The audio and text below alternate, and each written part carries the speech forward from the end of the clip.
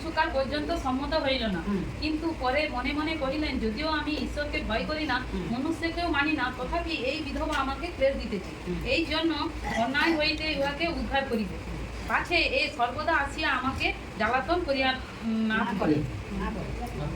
তো দেখো কি বলছে, তো অনেকদিন ধরে ওই মানুষটাকে কি করলো, ওই বিধবা কি করলো, যেখানেই পালাচ্ছে সেখানেই জ্বালাতন করছে। আমার বিচারটা করে দাও, আমার বিচারটা করে দাও। ও চা দোকানে বসু কি রাস্তায় বেরাক, সর্বদাই কি তাকে জ্বালাতন করতে থাকলো। তখন ওই রাজা ব্যক্তি কি করলো, ঘরের মধ্যে মানে শুয়ে চিন্তা করছে যে আমি যেখানে গ্রামের কাউকে ভয় করিনি, ঈশ্বরকেও ভয় করিনি, কিন্তু এই বিধবাকে আমাকে ভয় করতে হচ্ছে। কারণ কেন, ও বেড়ালেই ওকে জ্বালাতন করছে। বাবু আমার বিচারটা করে দাও, বাবু আমার বিচারটা করে দাও। তাহলে কি বারে বারে তাকে কি জ্বালাতন করছে। তখন ওই রাজা ব্যক্তি কি সম্মত হলো, নিজে চিন্তা করলো যে ওর কি বিচারটা আমাকে করে দিতেই হবে, আর যদি না করে দিই তাহলে কি হবে, সর্বদাই আমাকে জ্বালাতন করবে। তাহলে আমাদেরকে কি বলছে, আমরা যেন বারে বারে ঈশ্বরের দ্বারে আঘাত করি, বারবার একটা জিনিস হচ্ছে নি, বারে বারে